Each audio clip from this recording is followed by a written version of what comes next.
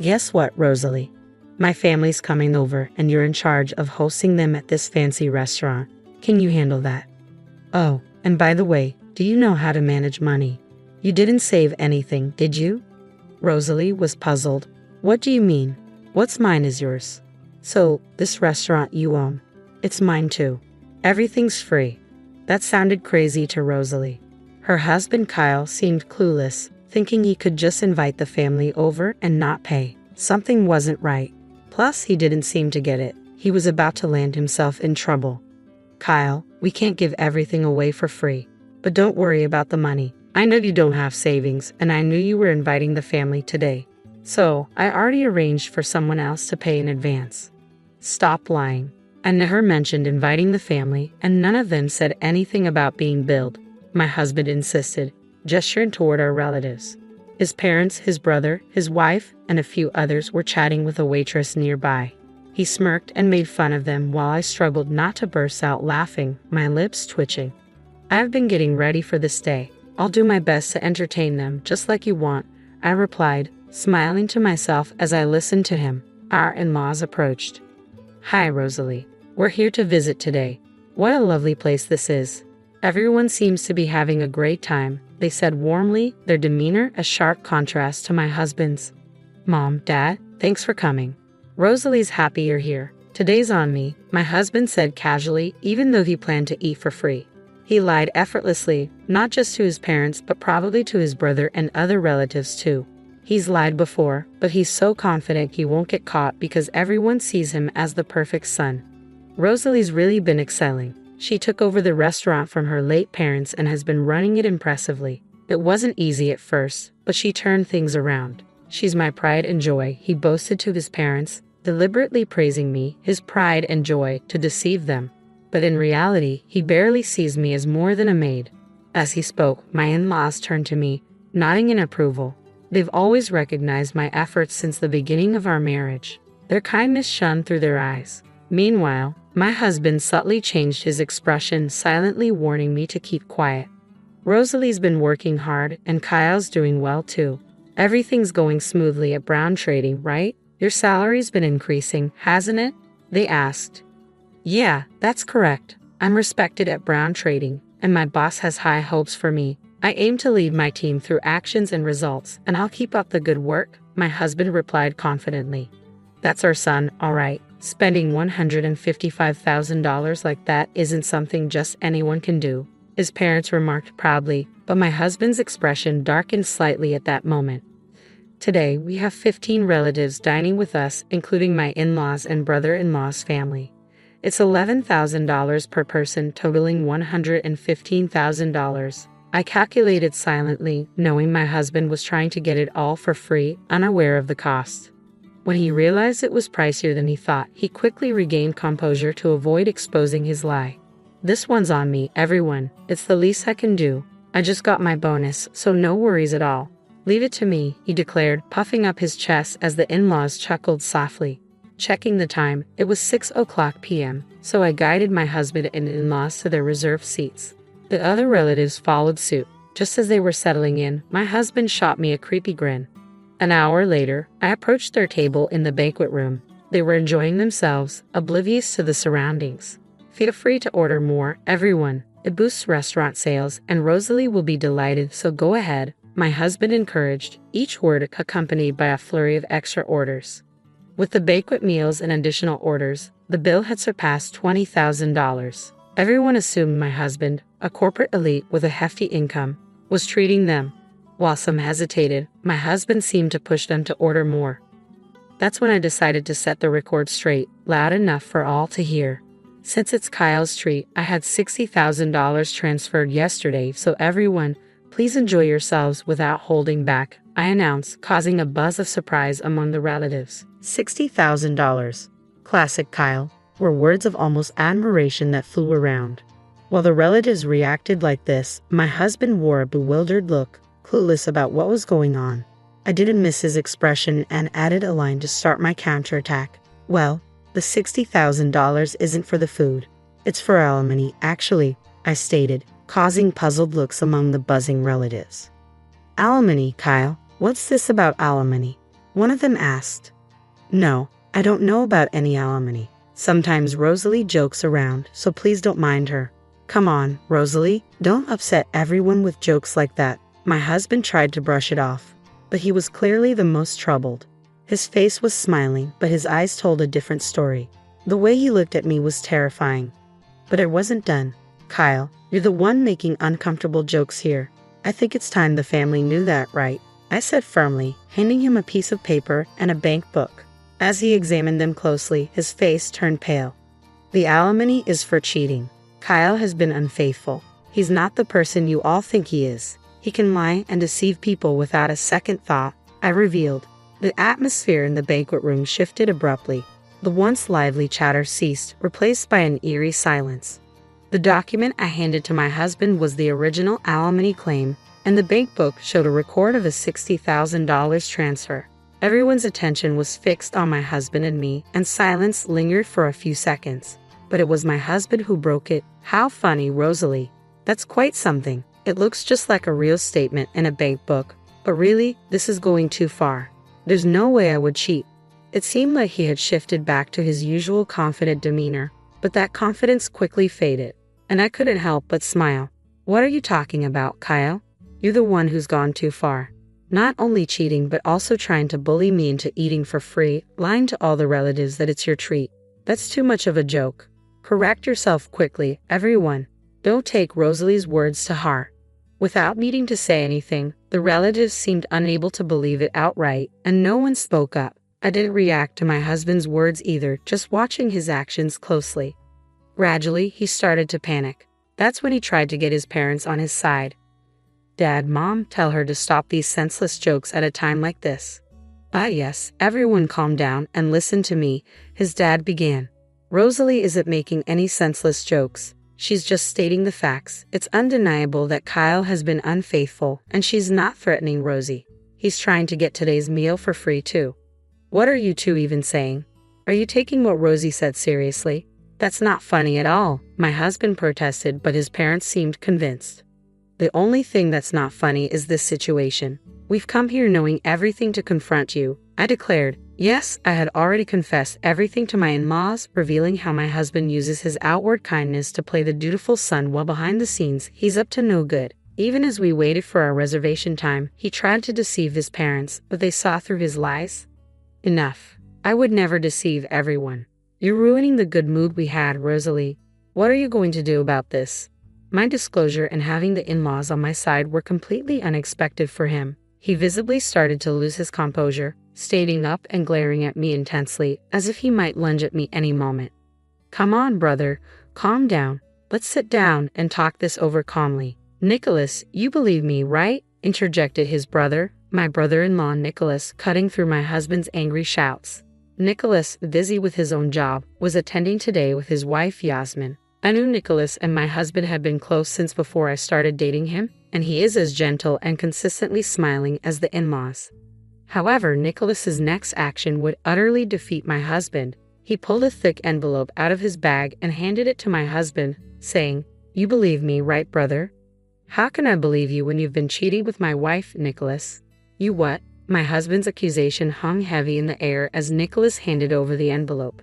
Inside was a report on the infidelity investigation. It turns out my husband had been cheating with Nicholas's wife, Yasmin. Just before my father-in-law had said, We've come here knowing everything, and by we, he meant the brother-in-law's family too. And it turns out, I learned about my husband's infidelity thanks to Nicholas. Hesitantly, my husband checked the contents of the envelope, turning pale as a ghost.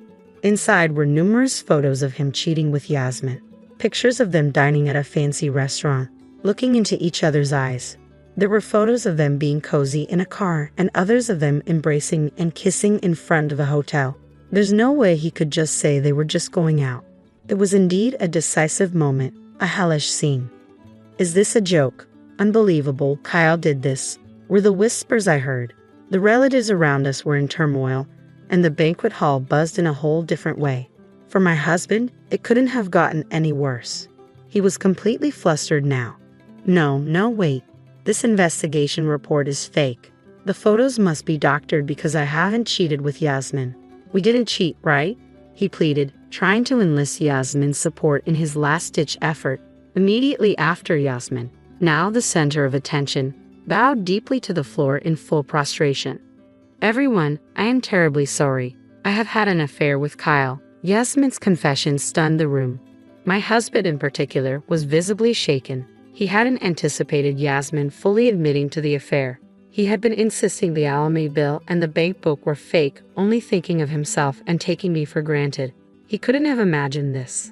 Yasmin's earnest apology captivated not only my husband but also the rest of the banquet hall. But it wasn't just my husband who was affected. All the relatives were stunned by Yasmin's admission. As her forehead remained on the floor, she slowly began to speak. "It really was just a fling. Nicholas is a wonderful husband, but, well, it lacked excitement, you might say.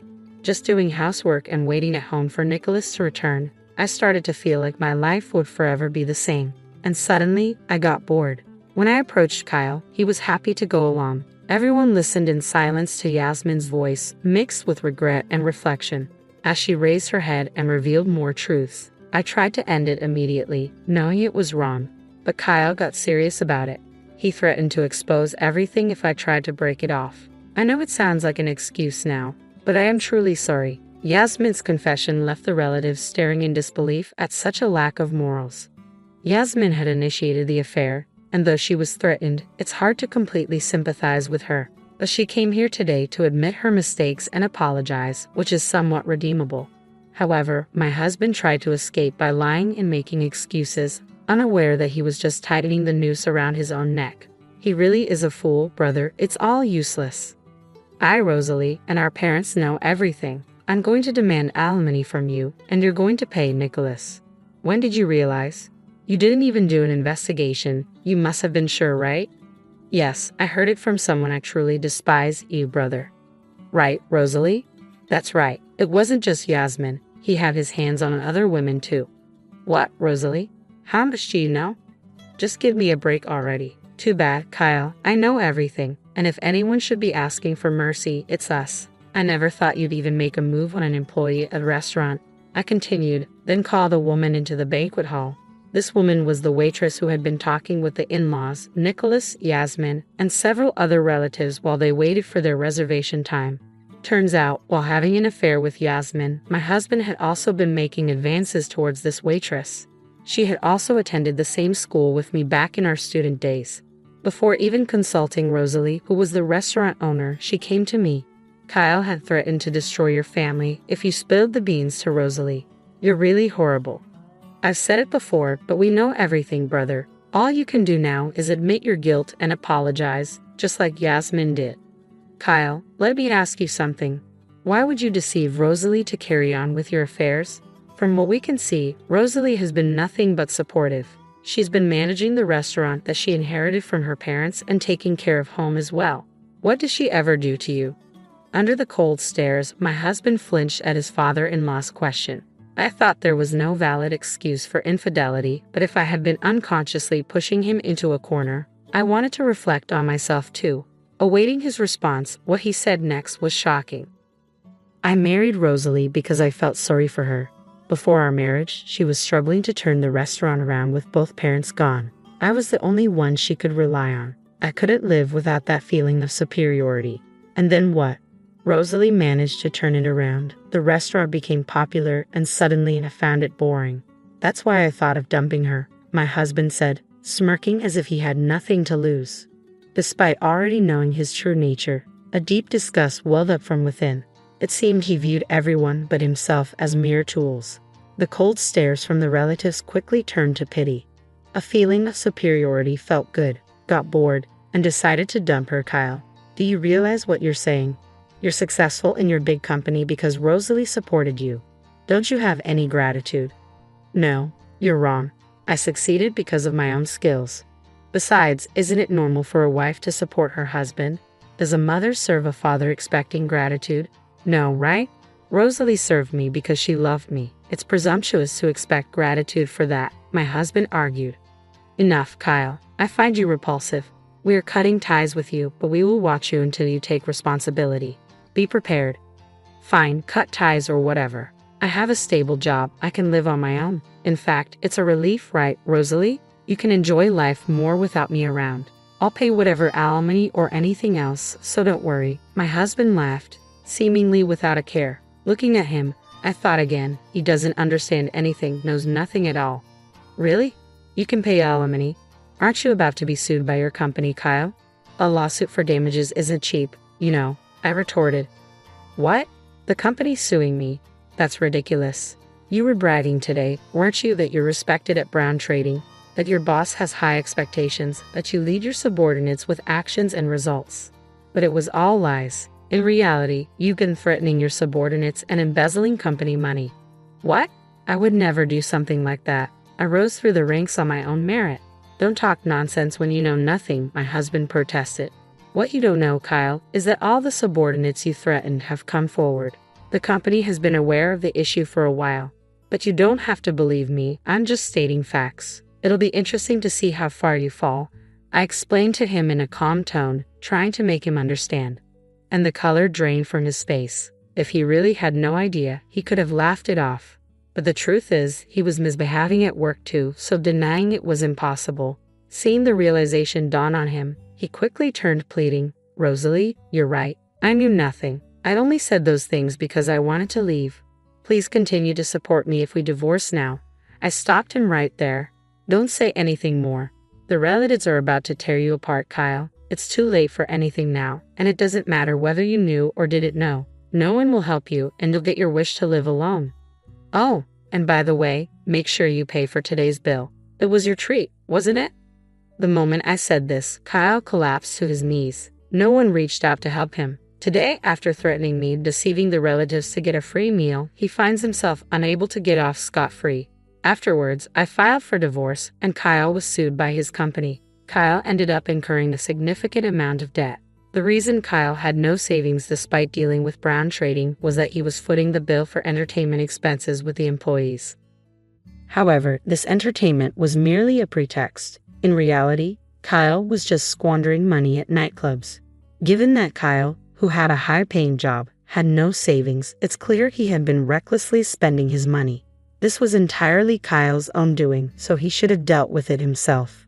But instead, he asked for help from his in-laws and Nicholas's family. Of course, no one was willing to help. Kyle had defiantly claimed he could live on his own and even laughed off being disowned.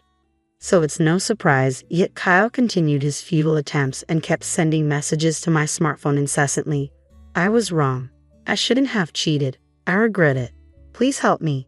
The messages clearly showed he was desperate, but it felt like just another act, given his history of deceit and manipulation. It's hard to believe him still. I have not blocked Kyle's contact. I've left it unblocked so that I can receive his messages. I want to see what becomes of a person who has only thought of himself and demeaned others around him. It's uncertain what will happen to Kyle now that he has hit rock bottom. One thing I do know is that unless Kyle truly repents and changes himself, he will not be able to climb out of this pit. That much I am sure of. "Rosalie, I am truly sorry for what my brother has done. It's irreparable." Nicholas apologized to me after divorcing Yasmin. The in-laws who came with him also deeply bowed their heads. "I am a failure as a parent. I can't believe I didn't see my son's true nature sooner. If only I had realized earlier, this wouldn't have happened. Kyle took advantage of your kindness, Rosalie, and did whatever he wanted. It was our responsibility to stop him. You all don't need to apologize. If anything, I am grateful. I had no one else to rely on, no parents or relatives. So thank you for always being on my side. From the beginning of our marriage, the in-laws and Nicholas have been my allies. That I was able to turn around the inherited restaurant was possible only with their support. They are genuinely kind and always smiling. They showed such fury on my behalf that was incredibly comforting to me, who is utterly alone. I will never forget this warmth for as long as I live." Where are you right now? Are you safe? I asked Jesus, worried about him being near a fire. But he seems annoyed and tells me he's at work before hanging up. I'm puzzled because it doesn't make sense for him to be working near a fire. When I realize he's not where he said he was, I start to suspect him of lying. I've been planning something for a while now, and it's time to put my plan into action. My name is Julia Bones, and I'm 29 years old. I work as a nurse in a hospital where I help many patients every day. I've always been good at caring for others, and I find joy in it. Nursing feels like my true calling. I'm married to Jace, and we've been happily married for 2 years. We live in company housing provided by his job, and I cherish our life together. I met Chase 3 years ago at a party where some friends were hanging out. Jace, who tends to get shy, drank a lot and ended up getting drunk pretty quickly. Even though we had just met, I couldn't leave him alone in that state, so I took care of him at my place. The next day, Jace didn't remember anything, but he said something serious like, "I'll take responsibility," which made me burst into laughter. I had to explain to him what happened, and he felt embarrassed and apologized. That's how our relationship started, and we got married a year later. Now, as we're nearing our 3rd year of marriage, we haven't had any kids yet, but I believe we can create a loving family together. Lately, Jace has been really busy with work, especially on weekends, and he often comes home acting distant. Even when we're relaxing together on the couch watching TV, he's always glued to his phone, sighing a lot. At first, I wondered if I did something to upset him, but I couldn't think of anything. As time went on, I started to worry about his health, so I began researching balanced meals and cooking healthier meals for his lunches and dinners. That day, my hospital had 2 shifts, day and night. I was supposed to work the night shift, but a colleague asked me to switch to the day shift, so I did. I meant to tell Jace about the change, but I ended up telling him on the day itself. I messaged him, saying, "I'm working the day shift today, so I'll cook dinner and wait for you," but he took a while to reply. Normally, he'd respond quickly and even use emojis, but lately his replies have been short. I wondered if he was just busy or if this was normal after being married for 2 years. Feeling a bit lonely, I rushed home after work to cook a good meal again. Cooking went really well today. I took a quick photo of the meal and posted it on my cooking account on social media. I enjoy cooking for Jace, but sharing my cooking on social media has become something I like too. A few minutes after posting, I got a notification, a comment from one of my cooking friends. I've been chatting with someone I met through my cooking account on social media lately. It's nice to have a connection outside of work, and it makes me happy. While I was chatting online, Jace came home from work. I quickly reheated the food I made and said, "Welcome home. Dinner's ready. Was your day busy again?" "Thanks, yeah, I guess I am. I'm pretty tired," Jace replied, changing into his comfy clothes and sinking into his chair, looking exhausted. I brought the reheated food over to him. "Yeah, a colleague needed my help with something urgent. Sorry I didn't tell you earlier," I explained as I sat down at the table to eat. "Let's dig in." "It's okay. It was last minute, but just let me know sooner next time. Sometimes I make plans to hang out with coworkers," Jace said. "Ah, got it," I replied, noticing Jace hadn't been eating much. "Is the food not to your liking? Did I mess up the flavors?" I asked, concerned. Jace stopped mid-bite and looked at me with an awkward expression. "No, it's not that. I just don't feel hungry right now." "Sorry, I'll save it for breakfast tomorrow," Jace said, forcing a laugh. "Thanks for cooking, though." He stood up from the table and headed towards the bathroom, leaving more than half of the food untouched, just as I suspected. I followed him to the bathroom. "Hey, are you feeling all right? You haven't seemed yourself lately. I'm worried about you. Maybe you should see a doctor," I suggested. Jace, brushing his teeth, rinsed his mouth and chuckled at my concern. "I'm okay. Maybe I just need to get back into exercising. I'm going for a walk now." "Okay," Jace said, straightening himself up and quickly making his way to the front door. "I'll be fine," he reassured as he declined my offer to join him. Even more worried, I decided to secretly follow him outside, just in case he needed help if something happened. Though that's what I told myself, deep down there was another worry brewing in my heart. To my surprise, Jace walked briskly and stopped at a park not far from our house. He looked around and appeared to be texting someone on his phone. Soon, a white car pulled up and Jace approached it. He exchanged a few words with the person inside. a young woman with long curly hair, giving off a flirtatious vibe. I instinctively took out my phone and snapped a photo. Before I could fully comprehend what was happening, Jace got into the car and they drove off together. Shock, confusion, suspicion, and a whirlwind of emotions filled my mind, leaving me frozen in place. Then, a message from Jace came. Met a friend unexpectedly. I'll be home late. A friend? The image of him with the woman lingered in my mind, and I couldn't bring myself to believe his explanation. That night, Jace didn't come home until after 1 a.m., and my anxiety was through the roof. Tears streaming down my face, I showed him the photo I had taken. When he saw the photo, Jace froze for a moment, then quickly brushed it off with a laugh. Oh, I just bumped into a client salesperson while I was out walking. I was just giving them some advice, nothing more. Please trust me, he pleaded, looking at me with a sad expression, as if he was the victim, shutting down any further questions. After that, Jace's work became incredibly hectic, and I found myself working overtime often when I was on the day shift. Despite our conflicting schedules, I tried to bring up the incident from before, but he always brushed it off with excuses like, I'm tired, I worked late yesterday, or I'm working on my day off today, really. During work, whenever I relaxed, thoughts of Jace and that woman being close would creep into my mind, making me feel uneasy. After finishing my night shift, the morning sun felt harsh on my tired eyes. I realized I hadn't been taking care of myself lately because of all the worry and anxiety. So, I decided to stop by a cake shop that opened early in the morning and bought myself a cake. With my mood slightly lifted, I left the store and took a different route home.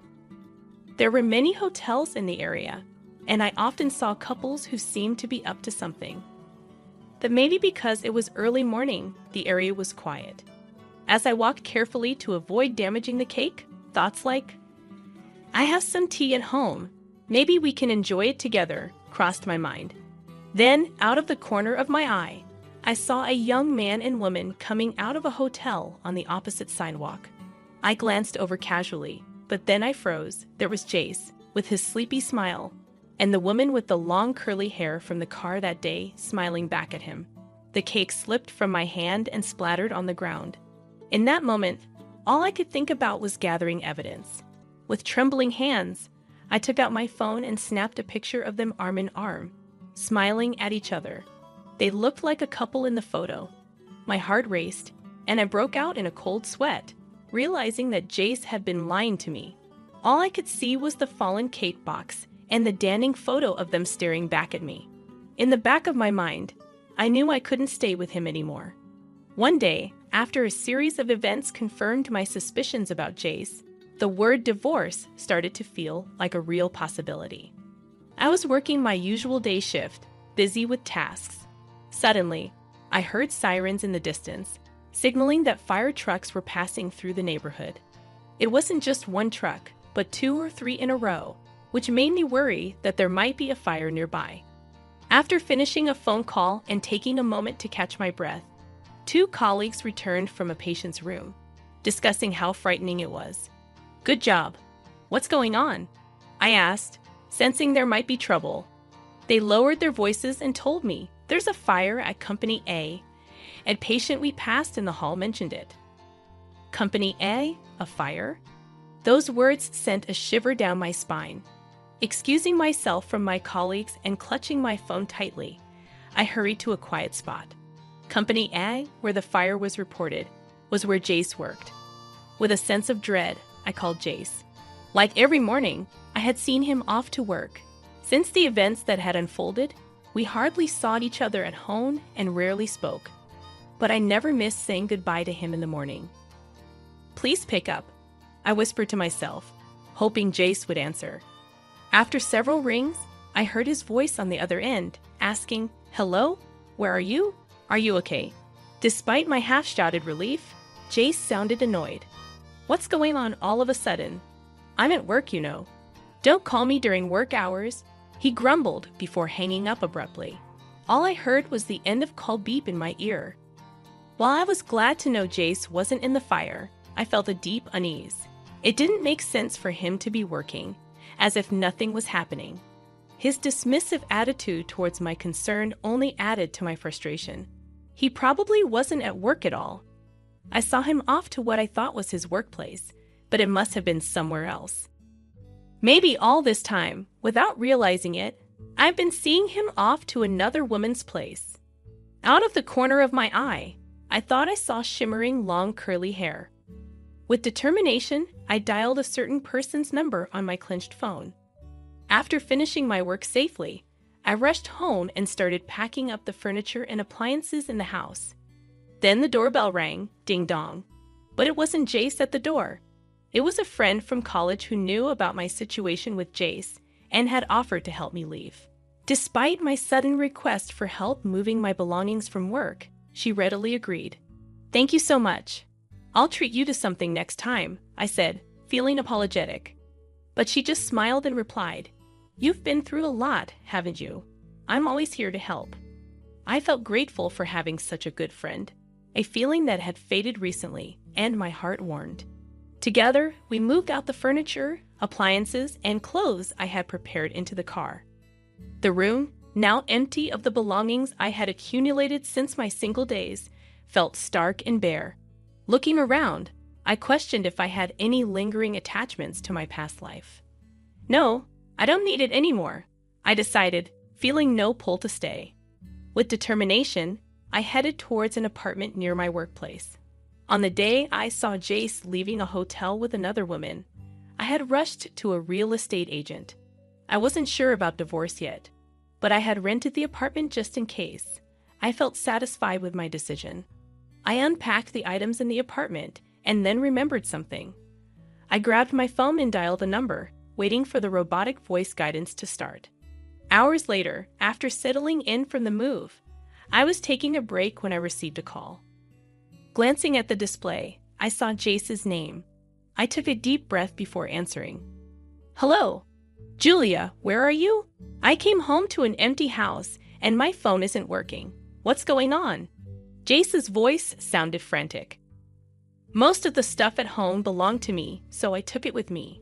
And as for the phone, it was in my name, so I canceled it," I calmly explained. His voice remained anxious. "Wait, my phone isn't working." "Well, I can only use Line because I'm connected to Wi-Fi. But more importantly, you said you took the stuff. You're not seriously running away, are you? This is a joke, right?" Jace's voice was filled with disbelief.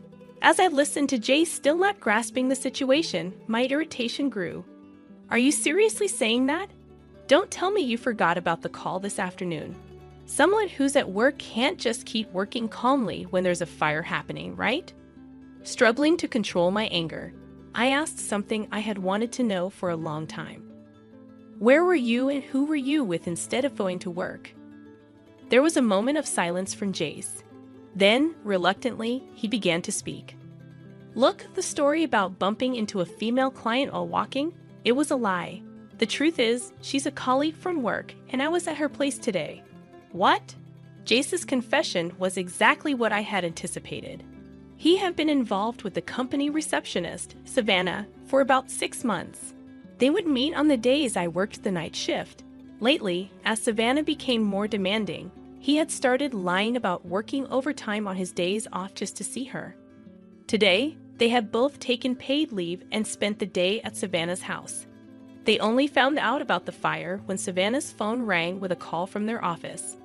After confessing everything, Jace pleaded over the phone, "I want you to forgive me."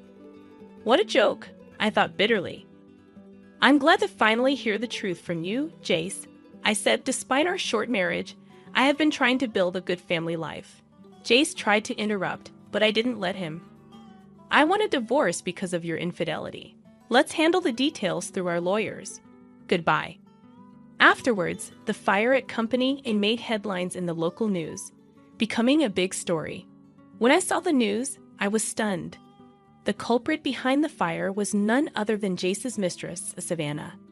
Early in the morning, Savannah sneaked into the company's conference room, pulled a thread from the edge of a curtain, and lit it with a lighter. The fire spread quickly, burning down the conference room. Thankfully, the building itself suffered only minor damage. Surveillance footage clearly showed Savannah as the perpetrator. As for her motive, Savannah claimed that the married man she was dating wouldn't divorce his wife, and even her threats of exposing their relationship had no effect. She believed she had to do something drastic. Honestly, I couldn't understand why anyone would commit a crime just to be with Jace. However, according to Savannah's colleagues, she often complained about feeling lonely. Perhaps she envied the married man who seemed to have it all, thinking that being with him would fill her own loneliness. Thinking about it, I realized that feeling lonely even when you're with someone else is far more painful. Since discussing divorce with Jace, we hadn't been in direct contact, but our lawyers were handling the proceedings. Meanwhile, I heard about what was happening at Jace's company. After the fire, Jace, who was unaware of what had happened, was shocked to learn the truth from the company's general affairs representative. Savannah was arrested immediately, and news of their relationship spread rapidly throughout the company. Unable to bear the gossip any longer, Jace resigned from his job. Hearing about all this, I felt a tiny bit of sympathy for Jace, but mostly, I believed he had brought it upon himself by choosing another woman. With that in mind, I went through the divorce process without much emotion, and we successfully divorced. The evidence of Jace's infidelity, captured in the photos I had taken, made the process smooth. Additionally, I ensured that Jace paid proper alimony from his severance pay. Now that my connection with Jace was completely severed, I enjoyed living alone in my new apartment, where I had settled in nicely. Perhaps I had neglected myself by always prioritizing others. While continuing my job as a nurse, I started to rediscover the joy of cooking, which had been my greatest pleasure during my marriage with Jace, but now just for myself. In the morning, I'd open the window of my apartment to let in the fresh air. Glancing outside, I saw a happy family of 3 walking together. Seeing them, I felt no regret at all. Instead, I felt excited thinking about my future. Just then, my phone buzzed. Returning to my room, I couldn't help but smile at the screen. I had hit it off with someone I met through a cooking account on social media, and we had become close quickly. We had planned to cook together that day, responding to the message saying, "I'll be there soon." I began preparing the meal we were going to cook. A big renovation project for taking care of older folks. It costs $30,000. But wait, what's happening? That's the house of my wife's parents, isn't it? A man on the phone claims to be married to my wife's estranged sister. The talk is all confusing, so it seems like my sister-in-law might be planning something. My name's Martha, and I'm 56 years old. I stay at home. My kids, a son and a daughter, are grown-ups now and don't live with us anymore. It's just me, my husband, and his parents living together. We all get along well, which is nice because I lost my own parents when I was young.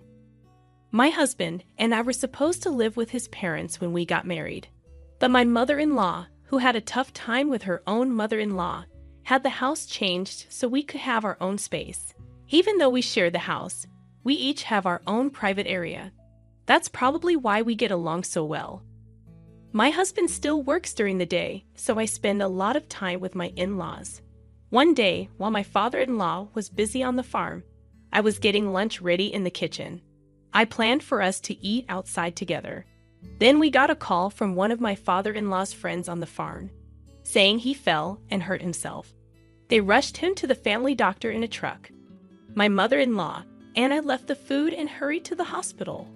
When we got to the hospital, they were rushing my father-in-law into emergency surgery. Despite seeming healthy, he was in his 80s, and recovering from a fracture would be tough at his age. The doctors warned us that he might need a wheelchair afterwards. But I was determined. As long as he's alive, that's what matters. I'll be there to support him, I said. We waited nervously while he was in surgery, hoping for the best. By the time my husband finished work and joined us, the surgery was over.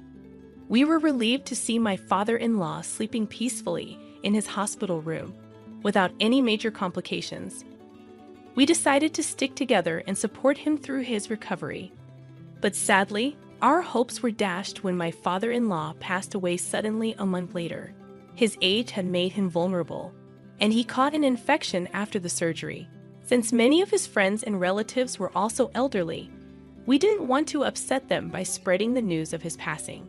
So, after discussing it, we opted for a small family funeral. But even that didn't solve all our problems. What about my sister-in-law? I asked my mother-in-law and husband. They didn't look happy, probably remembering her troubled marriage.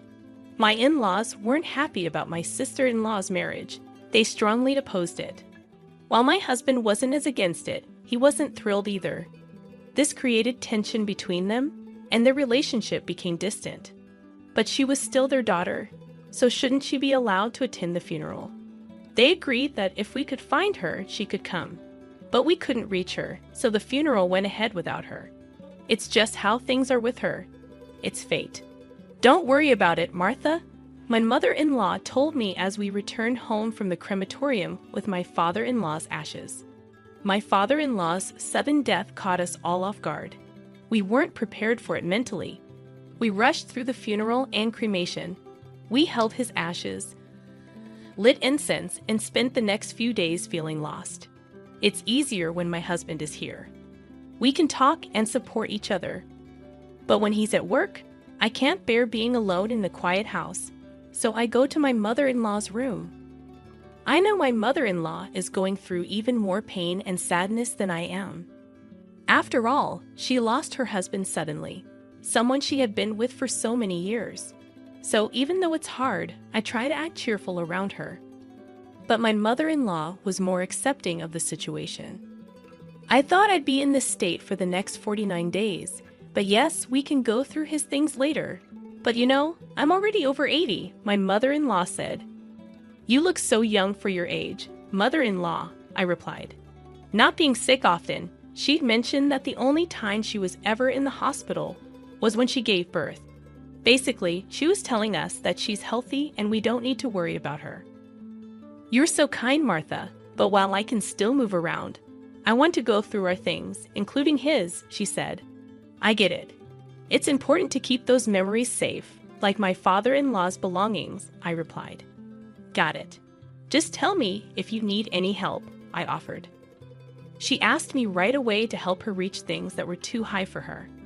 As we looked at old photos of my father-in-law, my mother-in-law happily talked about their younger days, sharing stories about their trips and adventures. I listened closely, nodding along.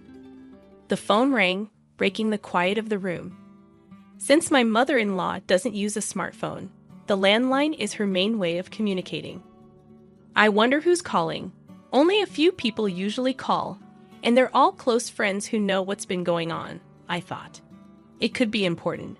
I'll get it, I said, realizing it would be easier for me to answer than for my mother-in-law, who had been mentioning how hard it was getting for her to move around. I quickly answered the phone by the entrance, and a man I didn't recognize greeted me politely. He said he was my sister-in-law's husband, but I'd never met him before, so I wasn't sure if he was really who he claimed to be. As I listened, I started to wonder if this was some kind of scam targeting older people.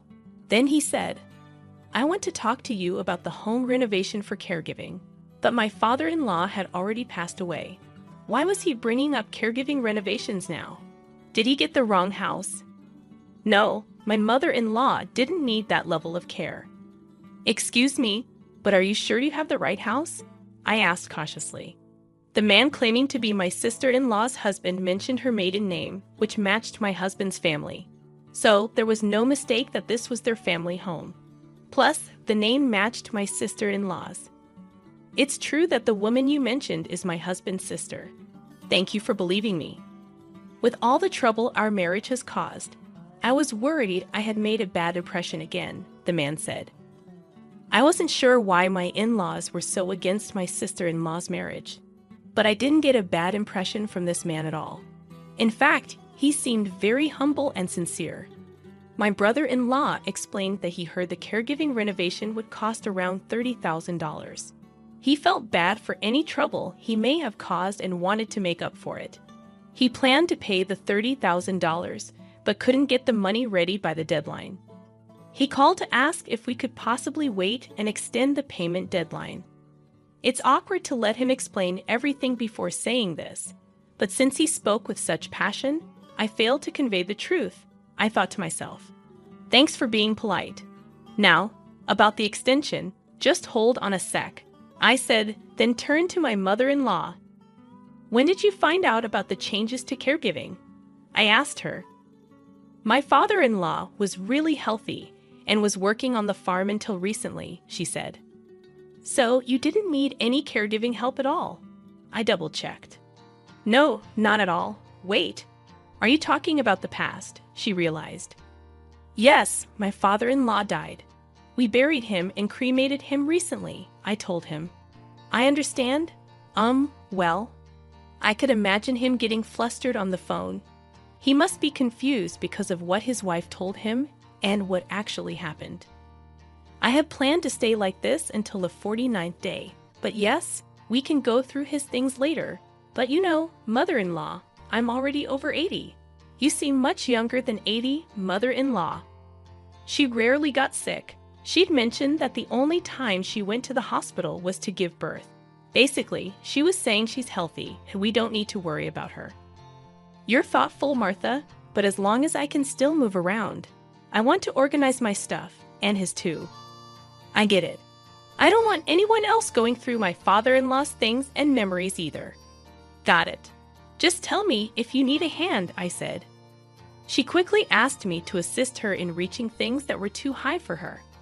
While we were sorting through old photos of my father-in-law, my mother-in-law joyfully recalled memories of their younger years, recounting tales of their travels and adventures. I listened closely, nodding in agreement when the landline rang.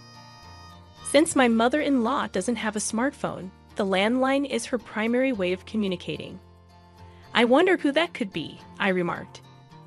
There were only a few people who usually called, and they were all close friends who knew our situation. I thought they might avoid calling if they knew, but it could be an emergency. I decided to answer it. It was better for me to move rather than make my mother-in-law, who had been mentioning how hard it was to sit and stand, get up. So I quickly picked up the phone near the entrance. A man's voice I didn't recognize greeted me. He introduced himself as my sister-in-law's husband, speaking very politely. However, I had never met him before. I wasn't sure if he really was who he claimed to be. As I listened, wondering if this was some new scam targeting elderly people, he said, I want to talk to you about the home renovation for caregiving. My father-in-law had already passed away. Why was he bringing up caregiving renovations now? Did he mistake my mother-in-law for someone else? No, she didn't need that level of care. Excuse me, but are you sure you have the right house? I asked. This is my wife's family home, right? The man claiming to be my sister-in-law's husband mentioned her maiden name. It did match my husband's family, and there was no doubt this was their home. Plus, the name matched my sister-in-law's. It's true that the woman you mentioned is my husband's sister. Thank goodness. Thank you for believing me. With all the trouble our marriage has caused, I was worried I had made a bad impression again. I don't understand why my in-laws were so against my sister-in-law's marriage, but I don't feel any negativity towards this man. In fact, he seems really humble and sincere. According to my brother-in-law, he heard that the cost of caregiving renovations would be around $30,000. He wants to do his best to make up for any inconvenience he may have caused. He shared all this with me, seeming genuinely honest. I asked him how the story about my father-in-law needing care came up. He brought it up a few years back. At first, he seemed to be sending a fixed amount every month to help with caregiving expenses. But it was clear that neither my father-in-law nor mother-in-law had heard anything about it. If they had known, my mother-in-law would have invited him to the funeral, he explained. Her mother was thankful and said it helped, so I thought maybe I was slowly being forgiven. But if she was forgiving you, wouldn't she have talked to you about it? I questioned. That's right. What's more, the amount of money he sent each year kept going up. He was sending more money every month, thinking we had requested extra help. But we didn't remember asking for anything like that. So none of that money actually reached you? I asked. When I confirmed, I could imagine him getting really upset. It was difficult for me to share this information as well. As I listened, I started to wonder if my sister-in-law. I can't say for sure if you're being scammed, but I hesitated. You don't have to sugarcoat it. I am being scammed, right? He interrupted. I couldn't outright confirm or deny it, so I stayed silent. He probably took my silence as confirmation. What should I do? He asked. Even though it wasn't really my place to answer, assuming he was indeed being scammed, I couldn't just leave my sister-in-law, my husband's sister, alone, despite our strained relationship. I told him we'd talk about it and get back to him later, and that was the end of the call. When I went back to my mother-in-law, she remarked, "That was a long call. Was it a persistent salesperson? You should just hang up on those." "No, it was a man claiming to be my sister-in-law's husband," I replied. I then told my mother-in-law about the conversation. She was shaking with anger as she listened, and her fury only intensified afterward. What kind of person is she, using her father as an excuse to ask her husband for money? She exclaimed. It seemed that my sister-in-law had a history of being irresponsible with money, buying expensive things she couldn't afford with her allowance or earnings from part-time jobs. Her behavior seemed very suspicious. When she wanted to marry, her partner was a man with a significantly high income and a lot of pre-existing wealth, which made her parents strongly against the marriage. Their opposition wasn't for my sister-in-law's sake, but because of her partner. Afterward, we decided to wait at the house of the person responsible, along with her husband, for her to come back home. I couldn't recall the last time I saw my sister-in-law. When she decided to date her then boyfriend with marriage in mind, she introduced him to her parents and brother. There was some uproar about her marriage, but since I wasn't yet part of the family, I didn't attend. So this would be my first meeting with my sister-in-law's husband. From what I gathered over the phone, he seemed sincere and pleasant. I had heard he earned well, but he didn't seem to live extravagantly. It seemed he was trying to live modestly. However, if one of the reasons for this was my sister-in-law's deception, it must be a mix of complicated emotions, meeting my sister-in-law again after many years. My sister-in-law, who never expected her mother to be at her home, was so surprised that her eyes widened as she stood frozen. The impression I had of my sister-in-law was of someone who liked flashy things, but the sister-in-law in front of me was excessively flashy and lacked any sense of style, which was hard to watch. The three of us had agreed beforehand to go along with my sister-in-law's story. Initially, we decided not to bring up the fact that she was lying. It's been a while. I'm glad to see you're doing well, I said kindly. When my sister-in-law was suddenly spoken to with kindness, she stammered in response to her mother. She probably thought her lies had been found out and that she was going to be scolded, but she seemed confused by the unexpected kindness. I wanted to see your face after all this time. Have you been doing well? Her mother continued. We didn't tell her the truth about her father's passing and kept up the pretense that he was still alive. I also apologized for not staying in touch and gave a suitable greeting. My sister-in-law humbly said she was glad her mother seemed well and that she had been worried about her. However, she didn't mention her father. It would be awful if the conversation turned to him, and the topic of caregiving expenses slipped out of my husband's mouth. It seemed my husband and she had met before, but it seemed her lies hadn't been exposed. She probably thought she could get away with it and not get caught. Your mom looks happy. It seems you two are getting along well as a couple, my mother-in-law said happily. She hoped my sister-in-law would have a change of heart and start repaying her husband bit by bit. The idea was to shower her with praise in hopes of encouraging her to change her behavior. Somehow, my sister-in-law got carried away and told my mother-in-law that she would support her if she ever needed caregiving, even saying not to worry about money. It's surprising she could say such things in front of her husband, who had been supporting her out of goodwill, I thought. We expressed our gratitude and left that day. My sister-in-law was acting strange, asking for a lot of money. We suspected she was using it for herself. We didn't know where all the $30,000 went, so we hired a private investigator to check her money situation. The money meant for taking care of someone each month was actually being used by her for herself. But it turned out she was also spending a lot of money on a guy she really liked at a club, trying to make him the best. She was spending too much, buying expensive things and getting into debt she couldn't pay back. The guy she liked owed a lot of money to, around $30,000. When my sister-in-law's husband found out, he got really mad. He decided he couldn't ignore it anymore. He made plans while she was away with the guy she liked, not knowing anything about what was going on. My sister-in-law came back home after a few days and found that her house was totally empty. There wasn't any furniture or anything belonging to her left. She started to panic and tried to call her husband, but he didn't pick up. So she called me instead. At first, she was really upset, but when I mentioned her trip with the guy she liked, she suddenly became quiet. She didn't ask how I knew about it because then she would have to admit what she did. Now it was my turn to tell her everything without giving her a chance to argue back. I can't believe you thought you could get away with this and took advantage of everyone. You betrayed your mother, your husband, and now it's hard to see anyone wanting to help you. I told her firmly.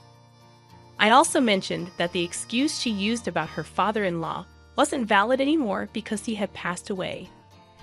I understood she didn't know about his death, but it was still wrong to use her father's situation to ask for money.